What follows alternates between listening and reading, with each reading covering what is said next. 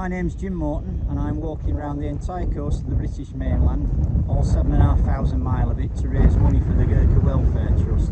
I set off on the 12th of April from my house in Penistone in South Yorkshire, and I walked for 3.5 days until I got to the tidal Mersey at Widnes, and then I came directly to Scotland because I didn't want to be in Scotland for the winter. So I arrived in Scotland on the 9th of May and I've been here ever since. I've done over 3,700 miles in Scotland so far, and I've done 4,300 miles in total so far.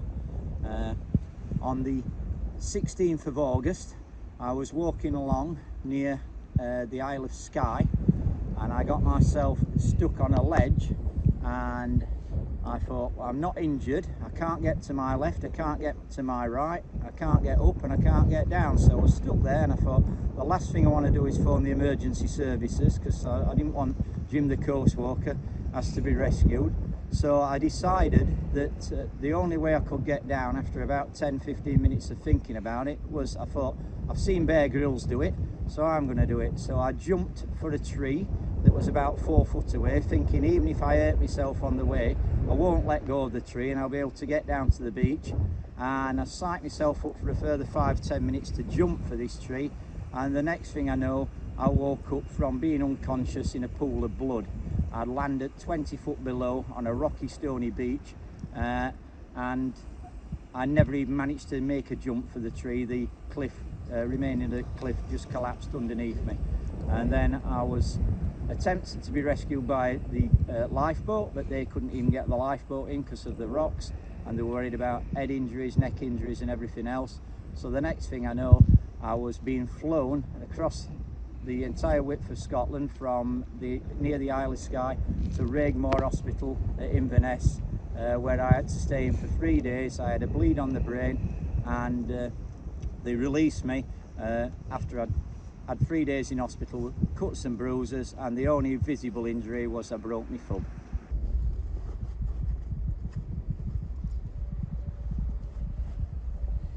So I decided to do it for the Gurkhas. I've always wanted to walk around the coast of Great Britain. It's been my ambition since 1967, when I was 7 years old, and I was fascinated by lighthouses, and I thought, oh, I want to see every lighthouse. And my dad had got a map book when I was 7, and I looked and all the lighthouses were on it, and I thought the easiest way to see all the lighthouses is to walk around them. It didn't look very far in a book when you're 7-year-old, and I'm starting to realise it is a bit further.